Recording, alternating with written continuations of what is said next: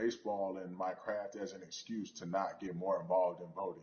But I can't any longer use baseball and work as an excuse not to get educated and not also to show people like at any moment in time, any walk of life, we can make a difference. So tell me in your words, what does activism look like for you?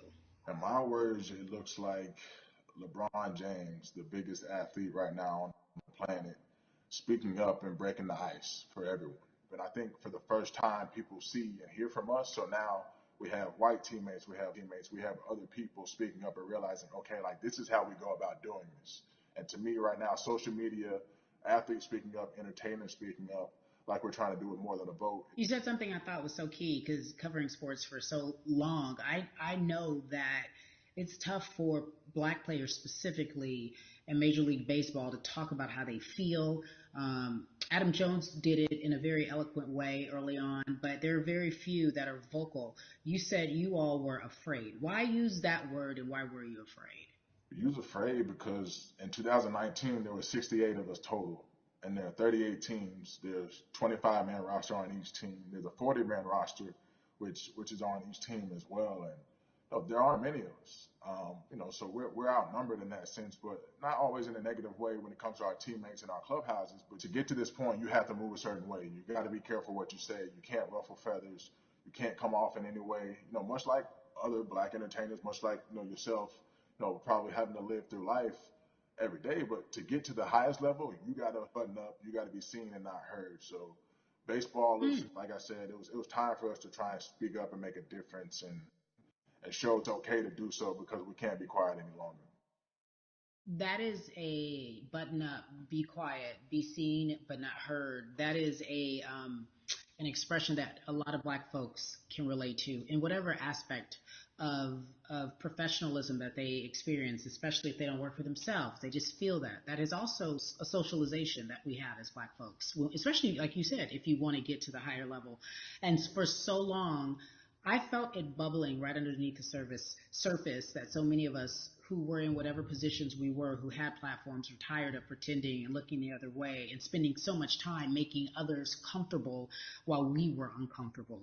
Do you feel that this is the type of movement that is sustainable, or is it just for a time? No, it takes everyone joining in on the conversation. And right now, I feel like more than ever, there is little things as possible to distract from bigger issues. And we saw on draft day, we saw our president, Theo Epstein, holding up the sign saying Black Lives Matter and wanting to include the rest of MLB in that. But now we're having those conversations as well. So I definitely think this is sustainable. And it's not always just going to be the popular thing to do. This is something that people want to get right because they know we care. Jason, you said you think it's sustainable, that what you're seeing, especially with your colleagues in baseball, that this can be something where you're feeling more comfortable, feeling more safe to share how you feel about social injustice and police brutality.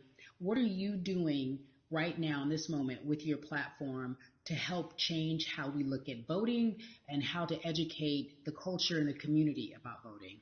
Well, first, what I'm doing, Carrie, is joining up with More Than a Vote and joining up with other athletes and entertainers to get that message out and use our platform in that sense as a group. And try to create a brand with this to make it something that's not just about the election coming, make sure that it's about people getting educated for years to come and figure out where to vote and how to vote. We've got people in different areas that cover different demographics and influence different areas of people. And as a baseball player, as a black baseball player, I feel like now, like we talked about, is finding the time to show people that you can use your voice in this profession. You don't have to be afraid. And to me, that can help a kid growing up. He can see me, he can see other guys that were in the video we posted saying, hey, this is what they're standing for. They're speaking up for these things, and it's okay to want to play baseball. It's not lame. It's not something I have to be as afraid of as I was before. So I feel like that's my role in this. I have a younger brother as well. He's 24. He also plays baseball. So I've got to lead by example. I can't just always, come up with a good answer that sounds good on TV when I get asked a question on, what do we need to do to make changes. I'm joining up here to make sure that I take action and get educated myself. For one, so many people, I feel like in Atlanta, they're on the move. Or when you want to try to make a vote and try and cast your vote, you have to do it by mail. You have to sign up for the absentee ballot. Then you have to get another ballot in return. They have to send it back to you. Well, for me personally, they didn't send that back until it was too late, right? We didn't get it in the Mm. mail to the address that's an Atlanta address at my parents' house. We didn't get that in the mail until it was too late.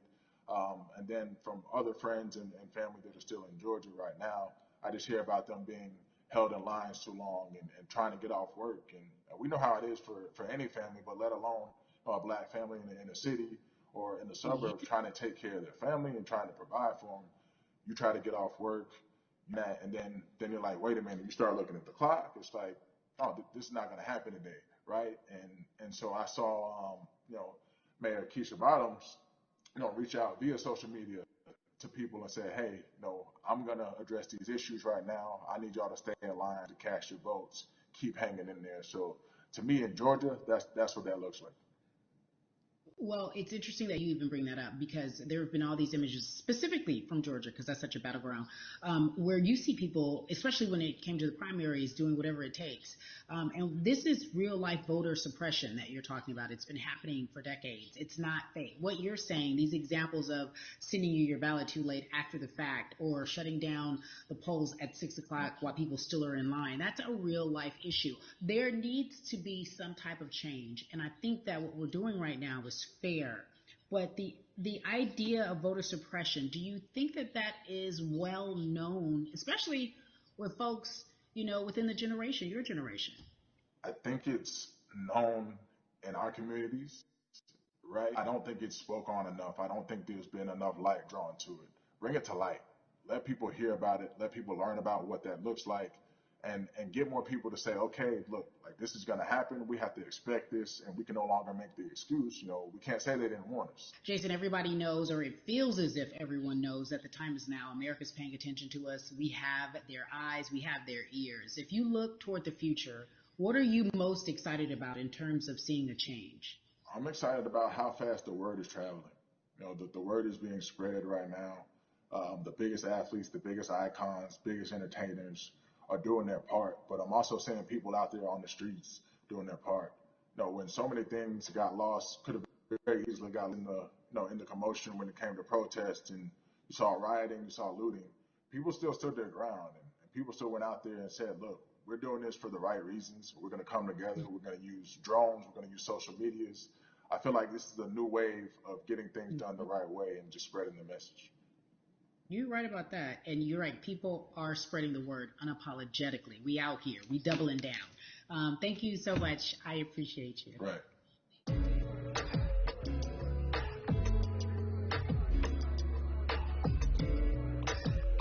Yeah, la la.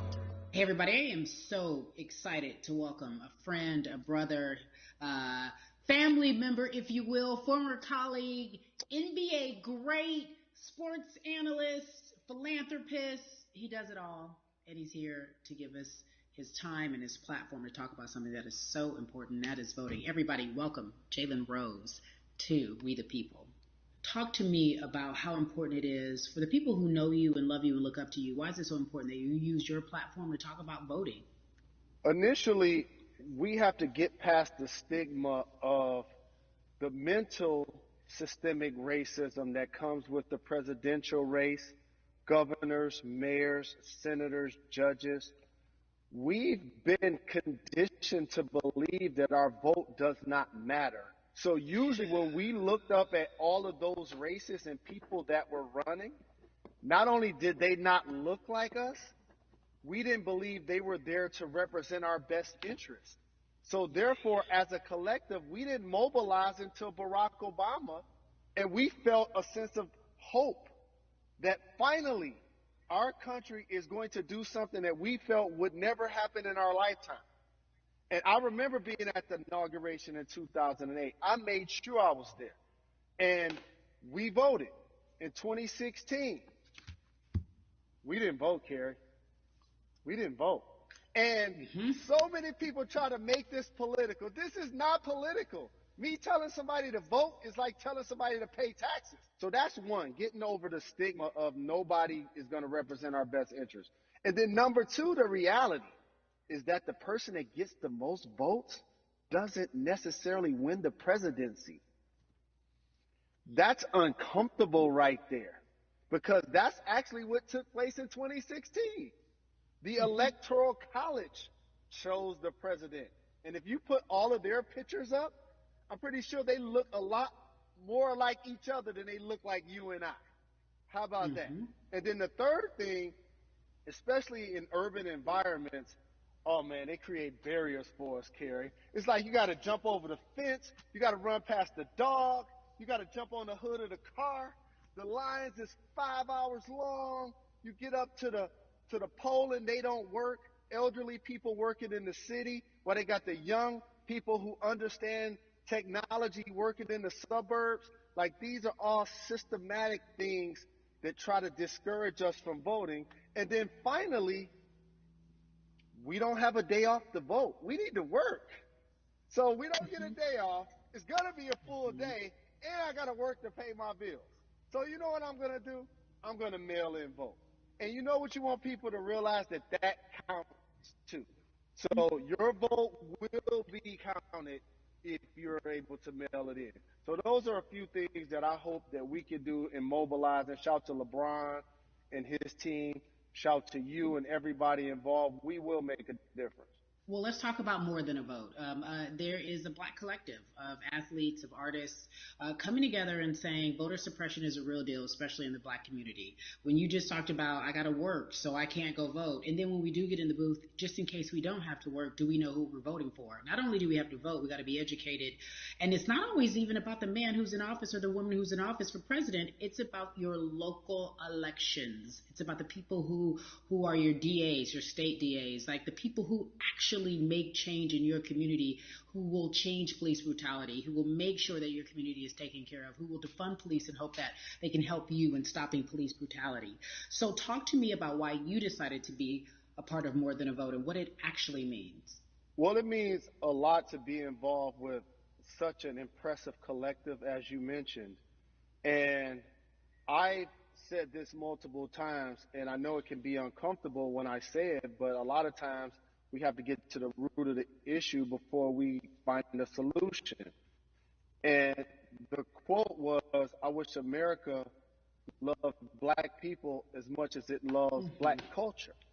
And Mm-hmm. this collective, by the way, represents in a lot of ways what's encouraging, but also sometimes disappointing about our role as black people in America. Because we were brought here as labor and to entertain. And we use those vehicles to get paid and move to the Mm-hmm. suburbs and be the idols of white kids. And so now that we have this collective, I would say sports and entertainment represent the most powerful group of black men in the United States. I'm talking about money, power, celebrity, the ability to mobilize, community involvement, their leadership, their intellect.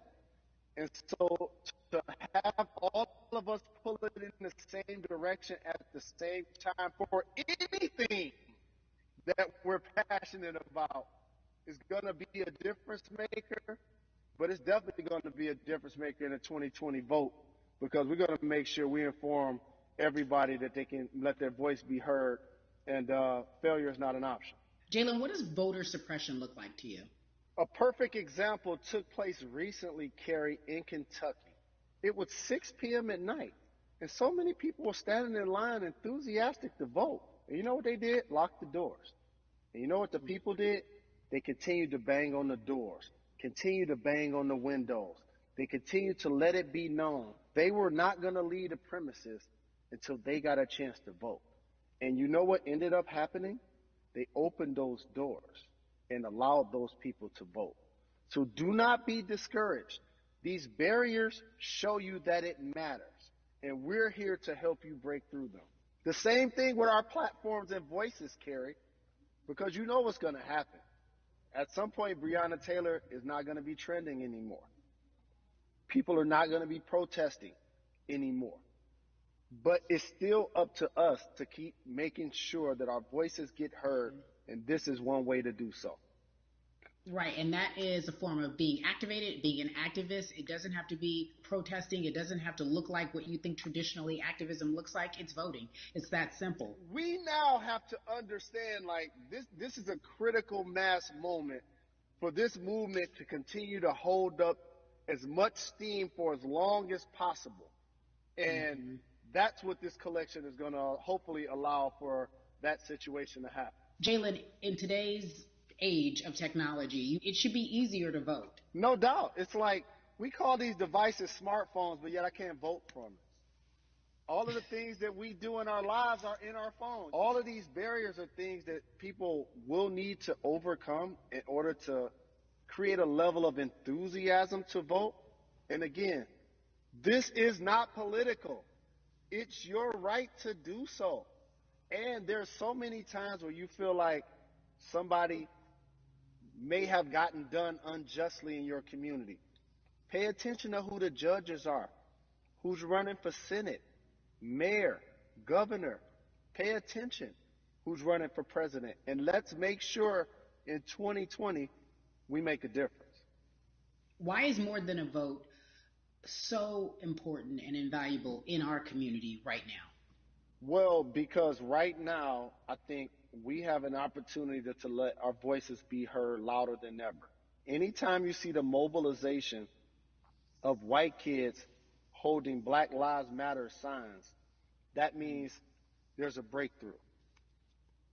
Now, what happens with that breakthrough is the next step. You're going to look down in your email, Carrie. You're going to see all of these companies telling you how they're going to work on their diversity, how they're looking themselves in the mirror. They need to make change. Just like in sports, right? You look on the field and on the court, all those black players. Further you get up, it's like altitude or a ladder. It gets thinner and thinner. And so a lot of people talk about the system being broken. I hate to remind people that it's not broken. It was built this way. And one of our ways to help change the system is to vote. So that's why more than a vote is so very important, so we can make sure everybody participates and gives themselves an opportunity to let their voice be heard. I think it's interesting because you talked about black men being very powerful in the U.S. if they're athletes and entertainers, because for so long those have been the only avenues traditionally to create wealth. The NBA season comes back. What are your feelings on the season coming back in the midst of everything that is happening? I think you'll see players challenging the establishment more.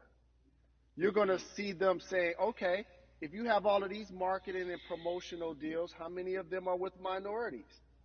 How many Mm. people are you employing, NBA? What about certain teams? Who do you have as a minority owner? Or what about the candidates that you have for positions of power? NBA players have proven as blacks that they are now movers and shakers in the game. They're Hmm. now the Hmm. dog, not the tail. So if they decide not to play, some of the biggest social changes and conversations have taken place in sports that weren't during the game. Colin Kaepernick was before the game.